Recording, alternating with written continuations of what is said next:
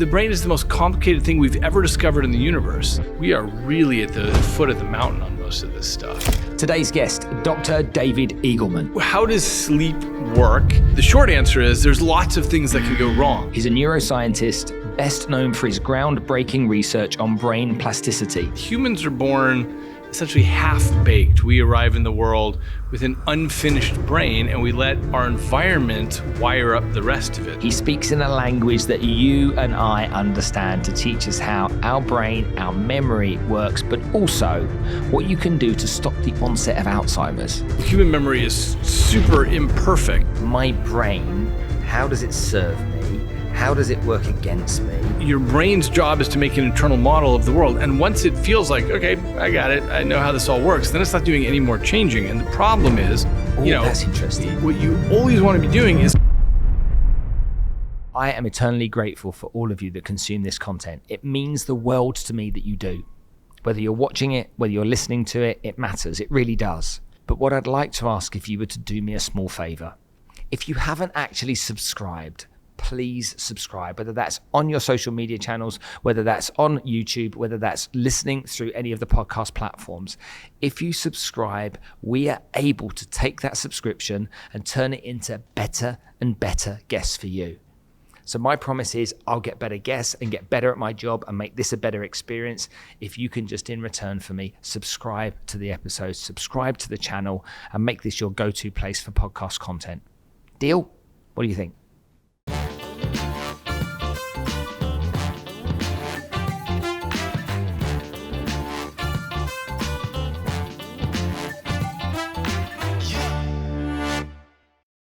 Megaverse, the digital frontier of tomorrow.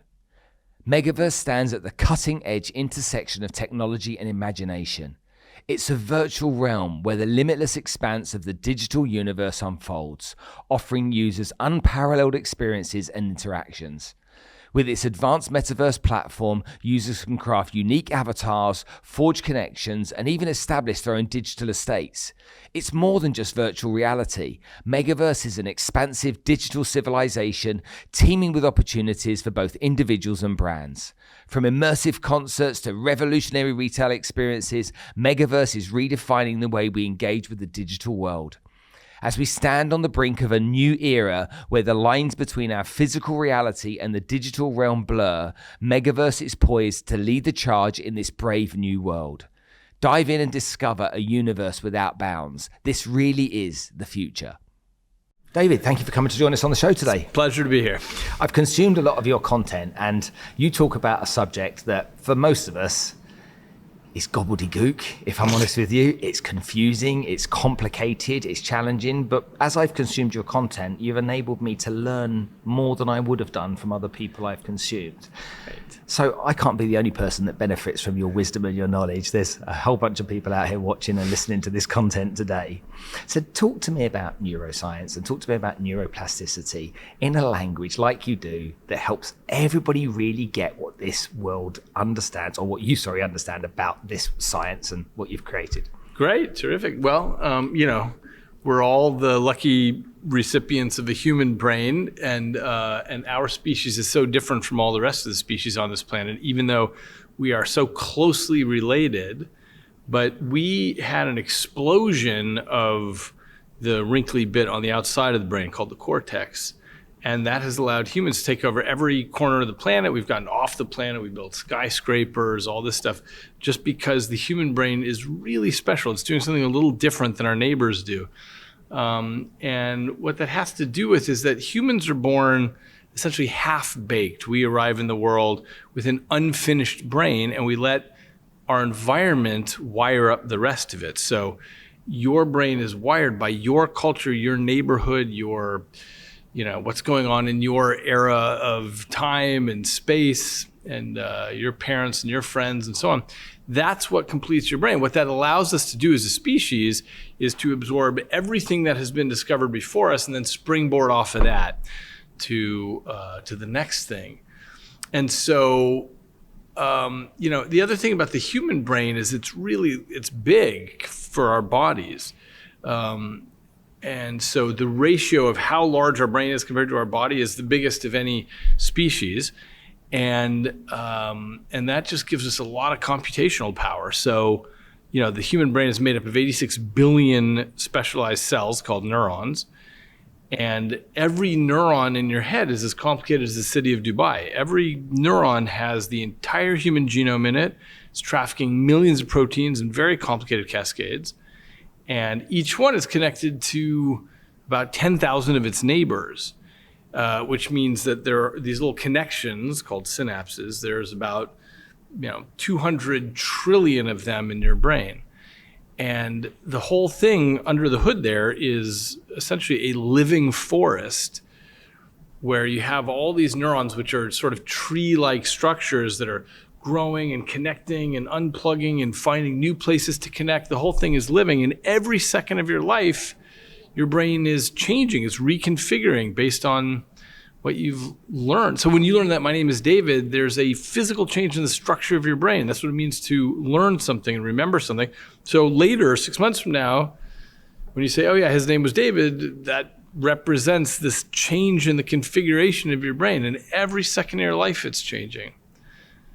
When you talk about it like that, it makes me beg the question then, so how does that link to my memory?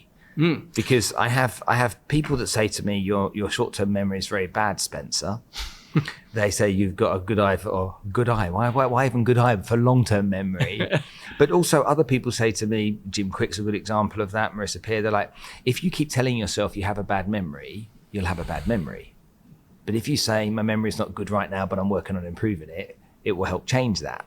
So where's the link here between this neuroscience and this complicated thing that sat between our ears and you having a good memory and me not? Okay, well, it turns out memory is a fascinating topic because memory is not one thing. So we talk about memory in a computer, and actually I wish we didn't use the same word for that because memory in a computer is so different.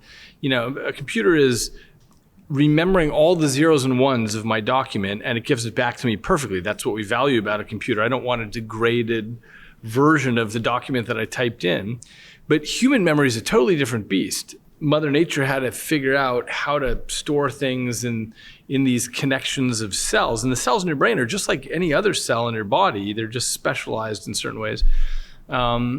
And so human memory is super imperfect, and it's influenced by lots of other things, like your memory of some past event is influenced by what you've learned in the meantime, and then you think that maybe you knew that at the time or whatever. So it's a fascinating thing. I'm not sure that I believe that if you said I've got a good or a bad memory, that would change much. What it might do is focus your attention on, okay, I really want to remember this thing. So you meet somebody at a party.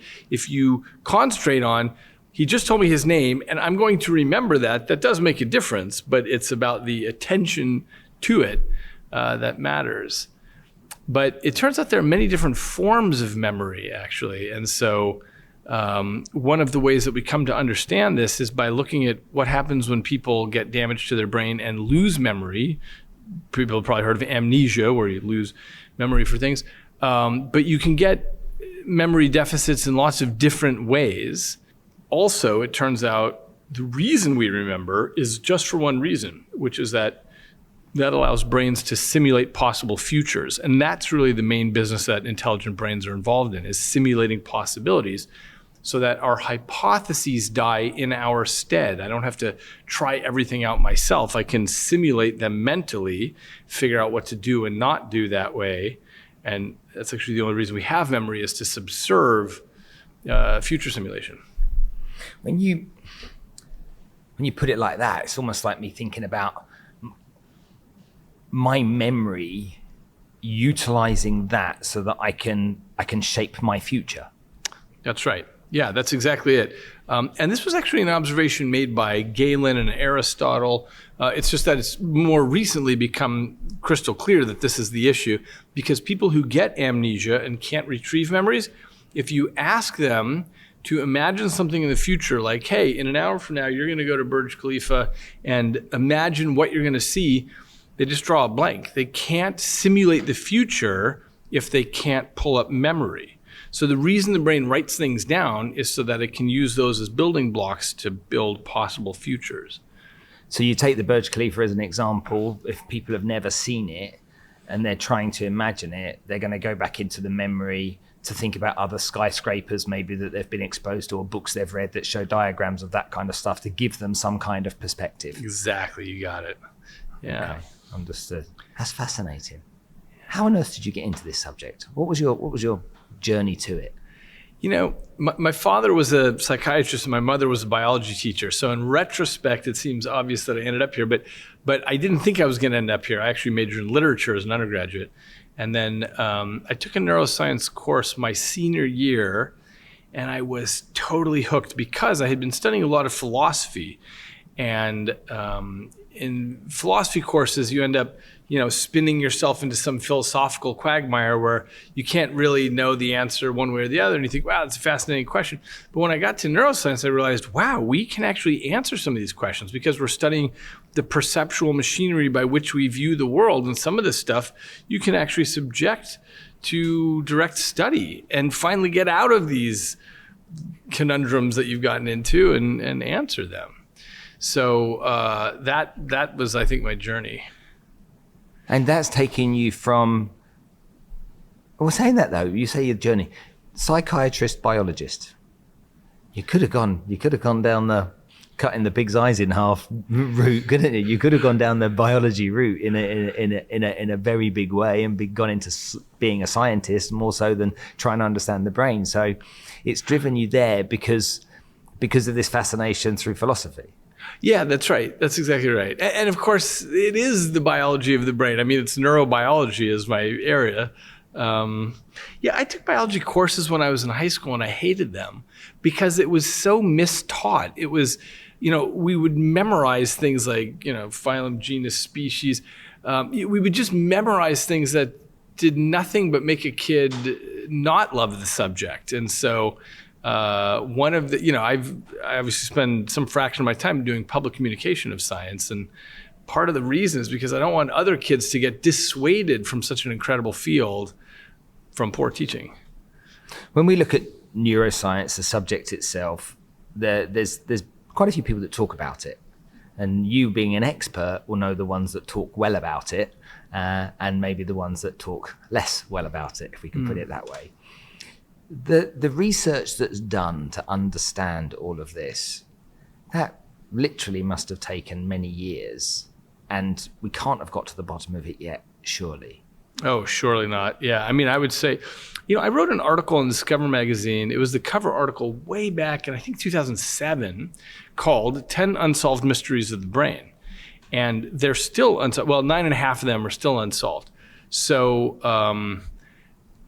when I first was a graduate student getting my PhD and I went to the big Society for Neuroscience conference, it's the big international conference, I thought, oh gosh, look at all these people.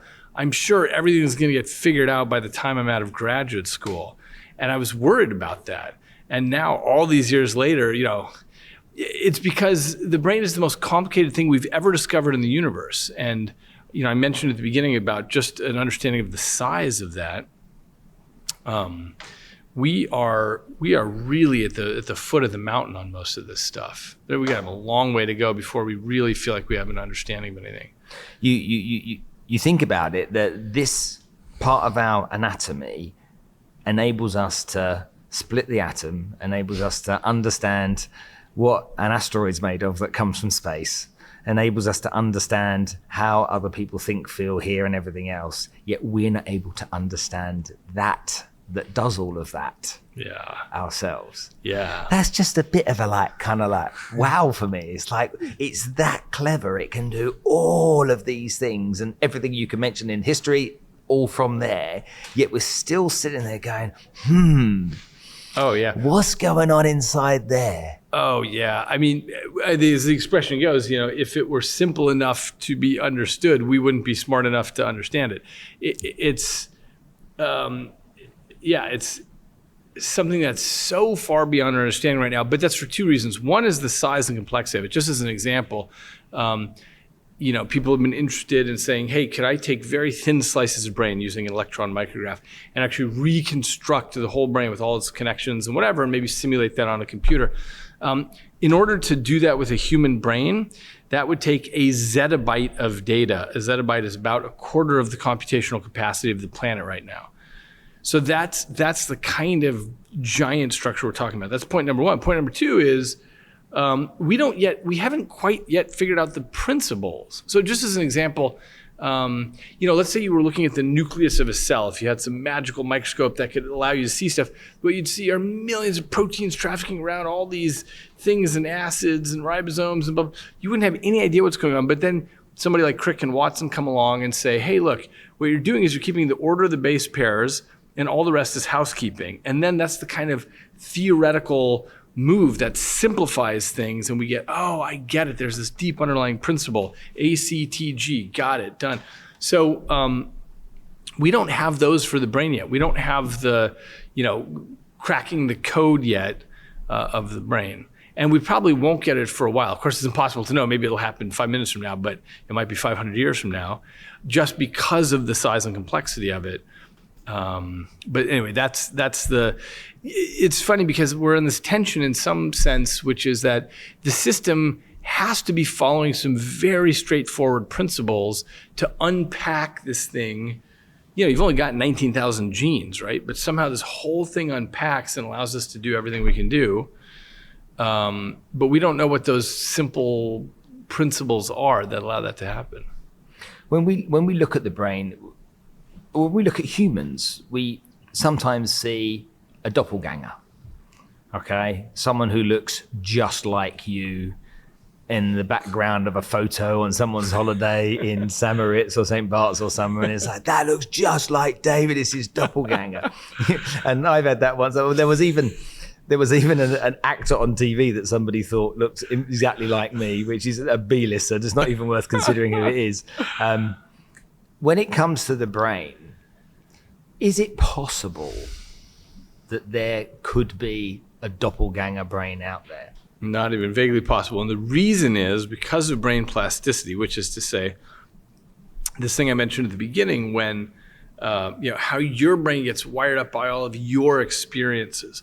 So unless there was somebody who grew up with exactly your experiences, like I had this sibling and my parents did this and my friends did that and this terrible thing happened once in my neighborhood and my religion was X and this, I went to this college and so on. Like all of that stuff shapes you to be a certain person. And so it's infinitesimally unlikely that somebody else would have that unique set of things that shape them that way.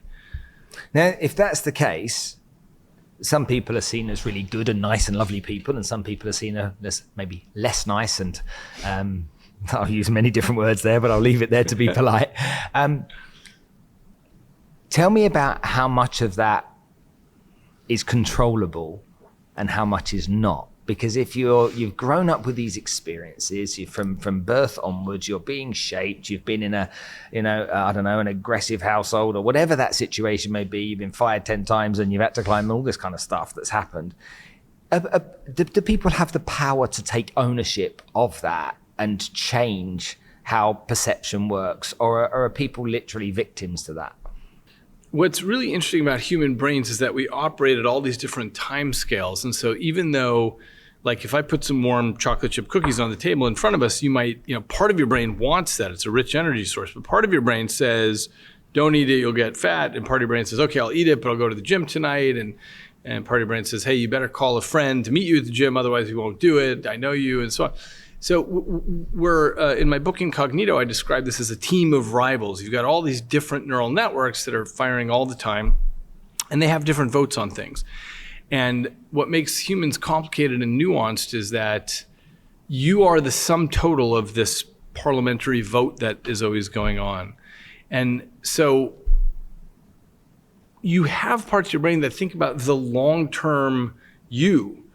And so you might feel angry and aggressive and whatever because of past experience, whatever, but you also have parts of you that think, you know what, I want to be this kind of person. I want to be the kind of person who doesn't act mean in this situation and who has more patience and has more empathy and whatever.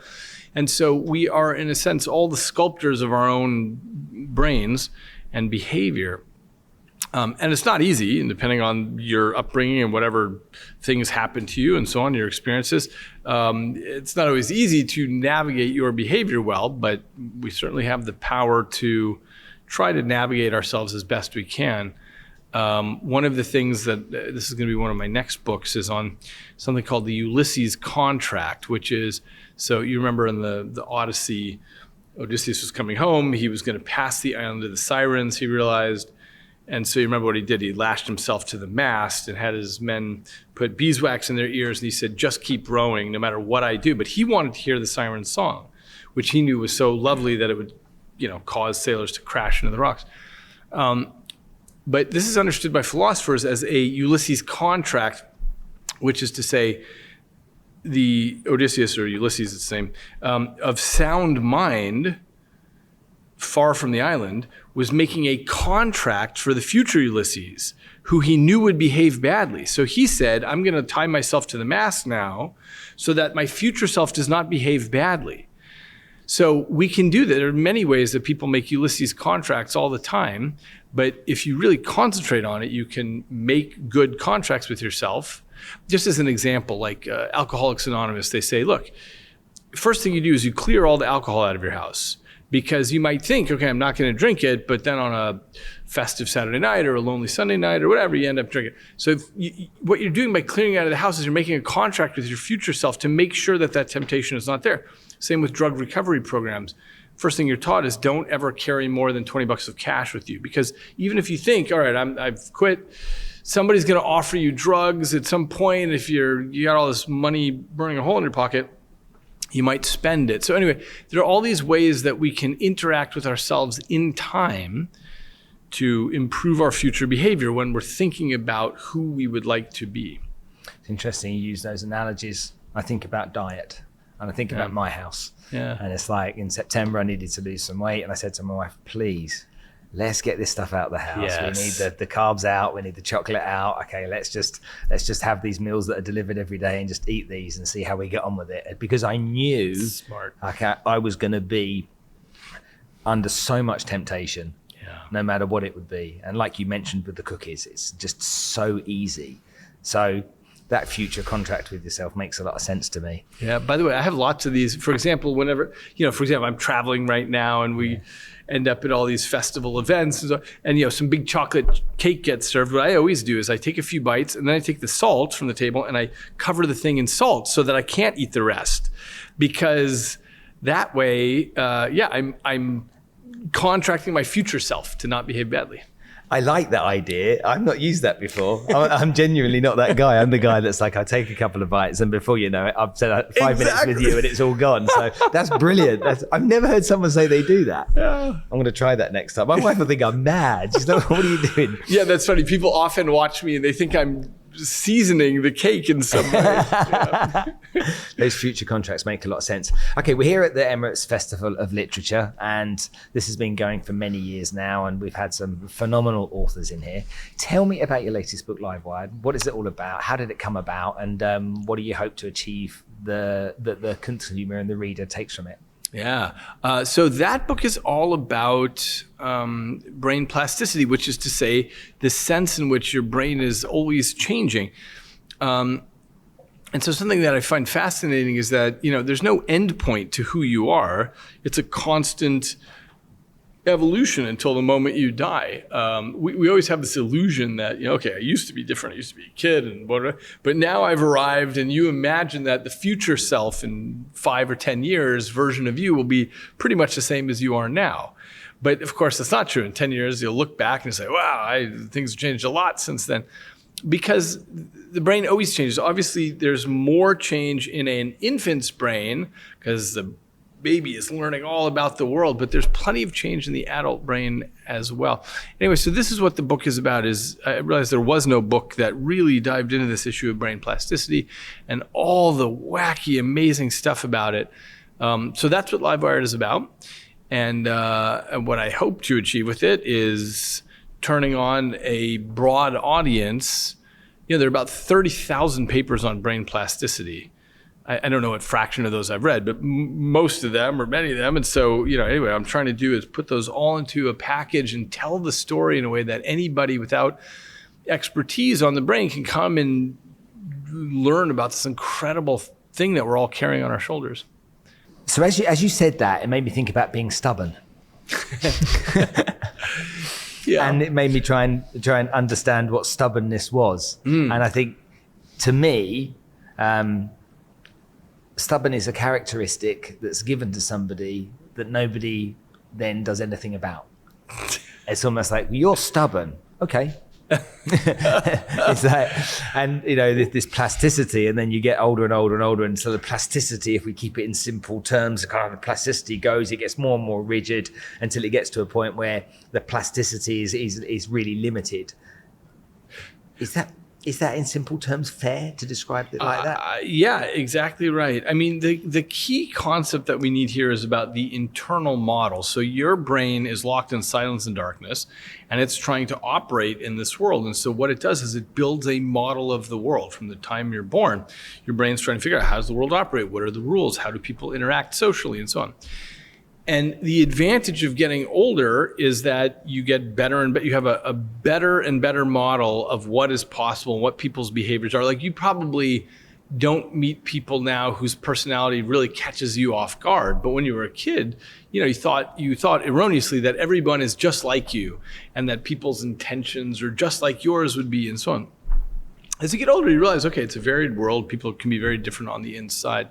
Stubbornness is about assuming that your internal model is right. And the opposite of stubbornness is realizing, it's a big pluralistic world. And there's lots of opinions. There's lots of people's internal models that develop because of their culture and memories and neighborhood and friends and experiences. And people just don't live on the same planet, internally speaking. And so the issue about the way I interpret stubbornness is believing too much that your own model of the world is right. Whereas being an open person is realizing, okay, I have thought about this and I understand that everybody's model is totally limited. And you only see, we all walk around thinking we know what is right, what is truth, what should be, and so on. But somebody who's open is someone who thinks, okay, that's always up for grabs. There's always new things that I can learn. What causes insomnia? Because people will say over the dining table, you've got an overactive brain, young man. You think too much, young man. That's why you can't sleep. And that's very common. My parents would say that. It's like a very common dinner table conversation. Okay, where does insomnia come from? I mean, look, the real question is, how does sleep work? And the answer is your entire brain switches over to this completely other mechanism of running, where all the cells and everything is running in a different way. And it turns out that's a very hard transition to pull off, but your brain does that, at least once a night. And even when you're asleep, you go through these different stages of sleep, all the way from deep sleep to dreams and back to deep sleep. So the short answer is there's lots of things that can go wrong with a delicate operation like that. For example, I have a friend who works in a chip factory, as in, computer chips, and the whole factory works on X, but every once in a while they'll switch everything over to work on Y, like a different kind of project. And it requires switching over all these machines, the assembly lines and the people and so on. And the point is there's a lot that can go wrong there. And every version, there are hundreds of sleep disorders, they all have that character. So it's taking something, actually, the way you described it very simply, it's like we're going from this stage to this stage, and there's a million things that can stop that happening. Exactly. Even though it's quite binary, it's here to here. Exactly. So there's no single thing that causes insomnia. Certainly not thinking too much. I mean, thinking too much is a feature of once you're awake in the middle of the night, then you got nothing to do but think too much. But that's not what causes it. But I think these are the questions that fascinate the everyday person. It's just like, my brain, how does it serve me? How does it work against me? How can I persuade it to do things that maybe it doesn't want to do, but I would like it to do? I mean, I have these conversations a lot with people about conscious and subconscious. It's like, my subconscious I describe as a risk management device. It wants me to lay on the sofa, put the remote control on my chest, put the NFL on wherever it may be, okay, and eat the bag of chips. I don't buy that. I mean, you're running a podcast, you're doing stuff. Now, the reasons why you chose to run a podcast, whatever drove you internally, I mean, it's a lot of work. It's a big thing that you've undertaken there. So your unconscious brain has lots of desires that it's trying to achieve by doing this sort of thing and everything else that you do, and getting rid of the bad food in your house so that you can be thinner and all that stuff. I mean, I'm just saying, given what I know about you so far, I don't think your unconscious brain is just trying to do that. But is the unconscious brain essentially what you train it consciously to become a habit, which then becomes unconscious? Oh, I doubt it. I mean, that's interesting. Yeah, I mean, unconsciously, you want people to love you. You want women to be attracted to you. You want to be successful in whatever ways you define that. I mean, all that stuff is unconsciously driven. And that, in many ways, drives your behavior more than whatever you believe the conscious thing is that you're telling yourself. It may be that consciousness is actually just what philosophers call an epiphenomenon, which means it's the thing that's, it's the last guy on the ladder to get any of the news, and it's always getting things in retrospect, but that your whole life is being driven by your unconscious brain in the first place. In other words, your conscious brain is really just a broom closet in the mansion of the brain. It's the smallest bit of what's going on, and most of what you think and do and act and believe is driven by parts of your brain that you have no acquaintance with and no access to. Okay, I love that. So you're basically saying conscious is a tiny bit, 95% is X and 5% is Y, and I never thought about it like that. It's impossible to put numbers on, but if I were going to make up numbers, it's probably much more is the unconscious brain. By the way, if you're interested, this is what my book Incognito is about, is all the stuff running under the hood that you never even have access to.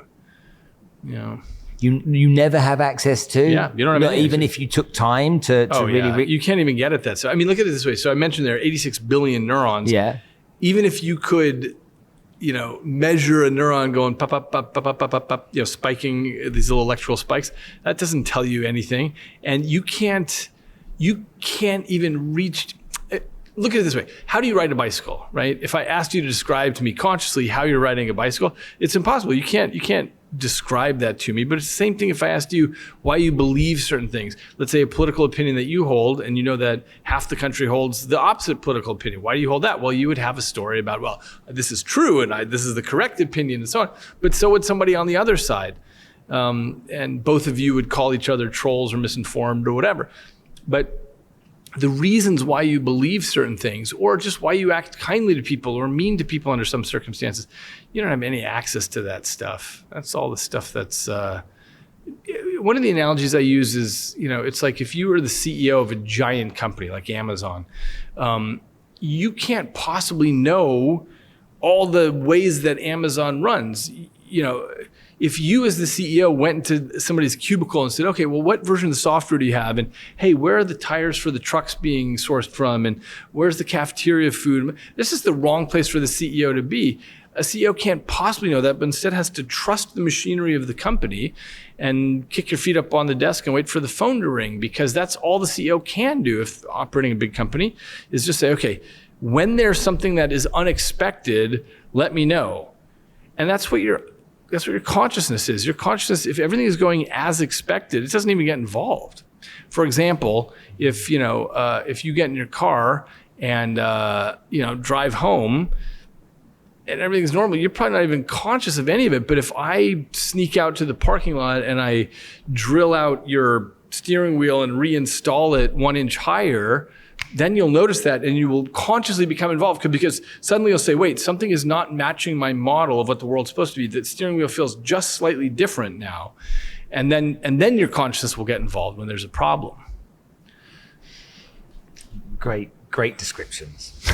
Let's talk about brain health. Okay, 2 weeks ago, I went for one of these diamond class medicals at the hospital to get all that kind of stuff done.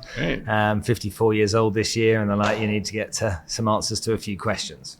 I get all the results back. I go see the doctor, and he says, right, yeah, your cholesterol's a bit high. Look at the markers on your cholesterol. What we need to do is reduce the red meat Okay, we know you don't drink, but reduce the red meat. Okay, cut out some of these things, eat a few more of these things, and that will help reduce your cholesterol. It will take a few months, but it will get you there in time. If you don't do that, you're going to end up having to take something called statins, and that's going to be the rest of your life. So my advice is to do this. So I get like a very simple explanation of what I've got to do, a little bit of a warning in there gently as well to remind me, that I need to do these things. Let's talk about brain health. How much of brain health is influenced by diet? Okay, and well, let's start there first as the first question. How much is influenced by diet? Yeah, I think we probably all share an intuition that it is influenced by diet, but it's a very difficult question to answer. Okay. Actually, just as a general rule, anything that nutritionists try to answer is very difficult because people will lie on food diaries and say, oh no, I didn't eat the chocolate cake this week. And so it's very difficult to run good nutrition studies. And what you really want to know is if somebody eats this stuff for 50 years, what's the consequence? But nobody can possibly retrospectively figure out what you have eaten for 50 years. So, but as I said, we share the intuition that eating a good diet probably is very useful.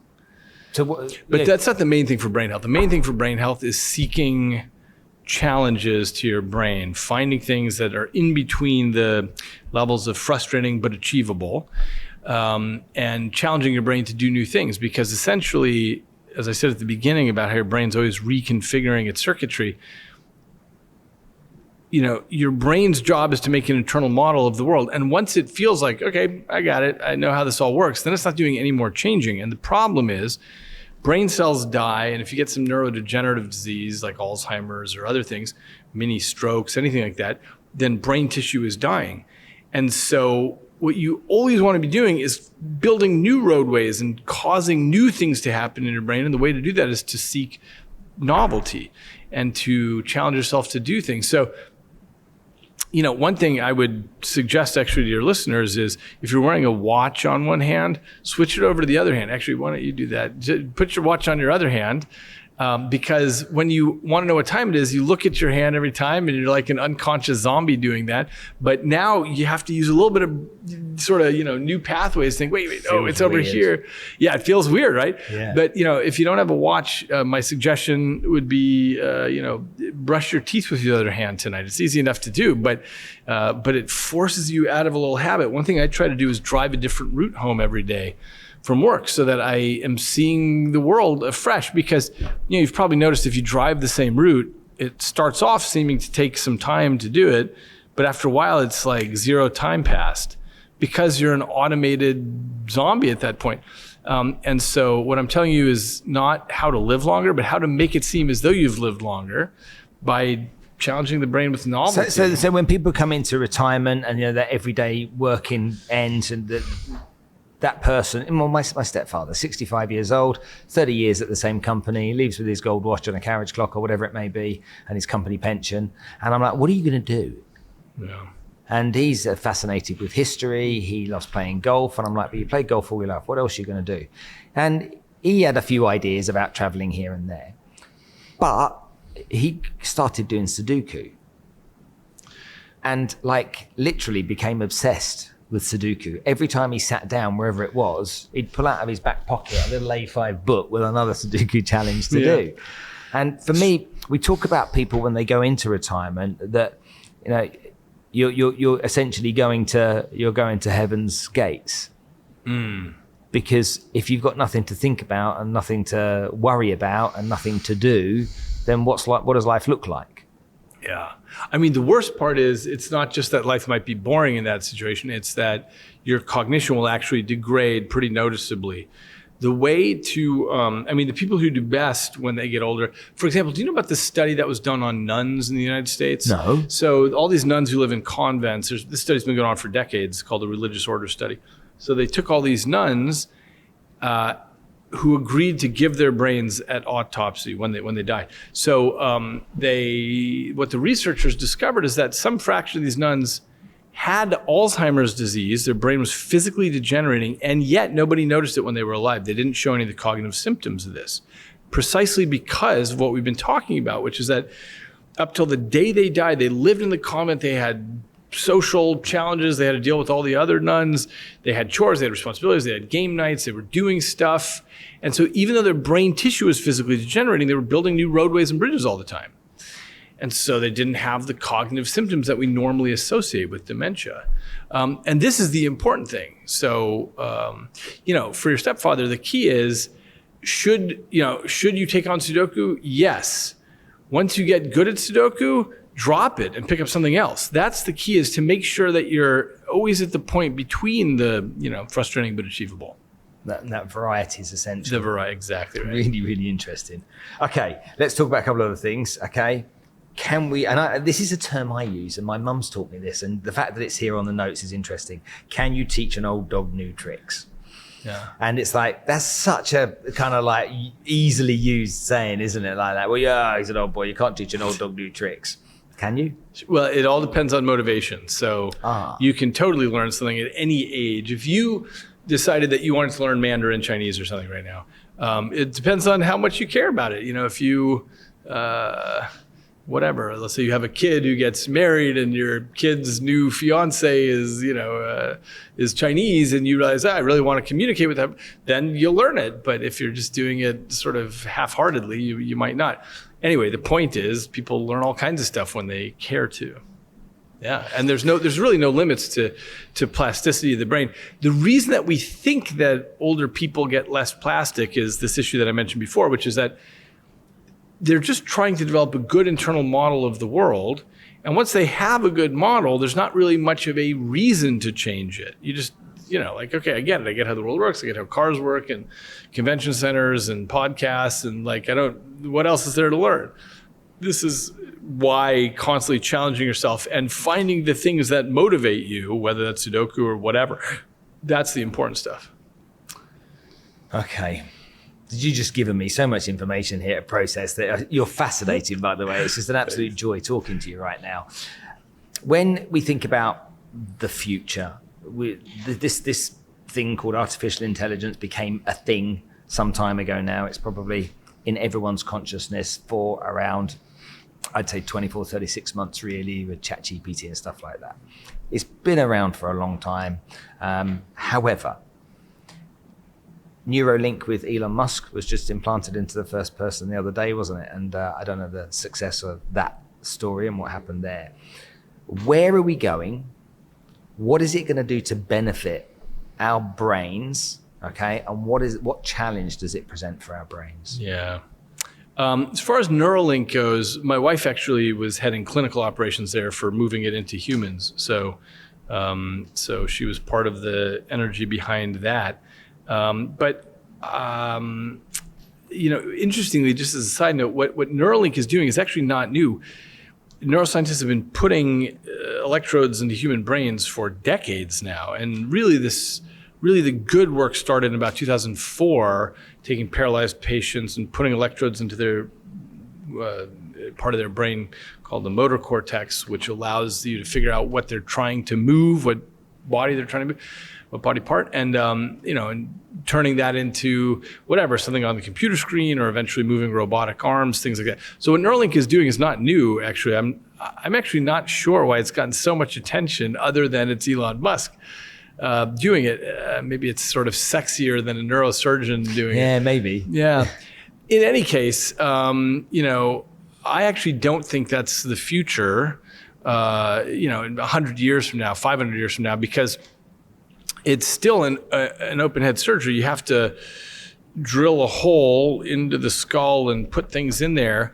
I think eventually, this is just a pipe dream right now, but eventually we'll have other ways of getting things into the brain, like a capsule that you swallow with millions of nano robots in there that swim through the bloodstream and cross the blood-brain barrier and get into the neurons in your head and send and receive signals. You can't say that like that. Oh, I'm sorry, you can't say that like that, because Yes. my listeners are going to go, come again? Yeah. So you believe that there's something, a pill or a tablet will swallow, a capsule will swallow, and inside there will be a bunch of nano robots that go up our bloodstream into our brain to perform the required operation. Exactly. Okay. That's we already see the first glimmers of that. And I'll tell you why. I mean, I already have colleagues doing this. Imagine 3D printing, but on an atomically precise level, where you say, okay, I'm putting a nitrogen here and then a carbon here and an oxygen there. So you can actually design molecularly something. Now that is super expensive and just at the limits of what we're able to do right now. But 20 years from now, it'll be able to do that. And then you can design a nano robot that, doesn't trigger your immune system and can swim around and do things. I mean, maybe it's almost certainly going to be after we're dead, but boy, there's going to be a lot of new possibilities besides drilling a hole in the skull, which is what we do now. That's like what passes for the most exciting thing we can do now. They'll be looking back on us in 50 years' time going, they were doing what? Yeah, exactly. They're drilling a hole in the skull. Exactly. So there's a lot of places where this is going. As far as AI goes, though, it is such an exciting time because we're in an era of discovery more than invention. So typically when you invent a machine, you know what the machine does, like it washes clothes or whatever the thing that it does. But what's happened with these transformer models, like GPT, is this constant surprise where people say, wow, did you know it could do this? And even the people who made it, it's actually quite simple, the making of it. It's just a giant thing with 1.76 trillion parameters. So it's a very big, giant neural network, but it's super simple otherwise. And the fact that it keeps surprising us, like, wait, we never taught it to do that, but it knows how to do that. That's what I mean by we're in an era of discovery. Like what is the technological overhang here? In other words, the part that we didn't even intend to create. It's an exciting time. And like all new technologies, it'll free up a lot of human endeavor. Everyone's worried about it's going to change the job landscape somewhat. Paralegals, for example, who look up a bunch of legal cases, that's done. There's just no reason to have that anymore. But lots of other jobs will still exist and will remain untouched. Actually, for sure, all the physical jobs. Like if you were, we're sitting in a hotel right now. If you're the person who goes and cleans the room, you see a pillow on the floor, you pick it up, you fluff it up, and put it back on the bed. That's actually really hard for a robot to do. Mm-hmm. So all the physical jobs, there's millions of jobs that aren't going to be touched at all by this. Just some of the jobs that are sort of intellectual scut work. And that's great for that to be replaced. And by the way, it's the same with every generation, that there are new inventions that replace that stuff. So they say that though, with the fact that you brought the legal stuff up is quite interesting, because how does somebody then become a lawyer? Because that kind of like that apprenticeship, once you've done your exams, when you're in that big firm and they're saying, well, you're a piece of shit at the bottom of the ladder, so learn the ropes, boyo. You're not going to work on the big cases yet. That work won't exist. Sure, that stuff changes. But it used to be whatever. When you started some firm, you are the person at the Xerox machine making copies of stuff, and that's gone too. Things always evolve, and there's always a bottom of the ladder still and a top of the ladder. But presumably this would now be you're running little cases in courts of law, and you're not doing the big cases yet, but you don't have to do work that is actually a waste of human time. And, we only have a limited number of hours on the planet. So thank goodness that we free up some of that stuff. Just lastly, before we finish, let's just talk about what people should do as they learn about this, because the fears exist as we get older. We spoke about it earlier with Alzheimer's, Parkinson's, all of these types of diseases could be a challenge. There are people out there that are listening and watching to this right now that have got a parent that's losing their memory, gone into Alzheimer's, and desperate for them to connect again. It must be, and I've not had it for me, but it must be heartbreaking. Yeah. When people start to lose their memory and they start to be diagnosed with early dementia and stuff like that, is there a chance to recover from that, or is it just too late and it's a slippery slope from there? The answer is, before someone gets into full dementia, they're in a stage called mild cognitive impairment. And that is the stage where there's lots that can be done, both pharmaceutically, but also in terms of the things we've been talking about challenging your brain, or more specifically, let's say for the adult child, to make sure that their parent is keeping their brain challenged. Because people typically, people don't always have the right motivations for things. And they say, look, my memory's going, I'm just going to stay home and watch TV and not get out there and work and, work really hard cognitively to keep my brain active. So that's the way that we can all help people whose memory is starting to go. But that's a stage where there's lots that can be done, potentially even reversed, simply by forming new roadways in the brain, getting people motivated. Whatever somebody's motivation is, you figure that out, and then you really give them the tools and techniques they need to be able to do that thing. Really valuable. David, it's been an absolute joy sitting talking to you for the last hour. You're just a man that's got an incredible brain yourself, and thank you so much for sharing your wisdom. I really appreciate it. Great, thank you. Thanks for having me.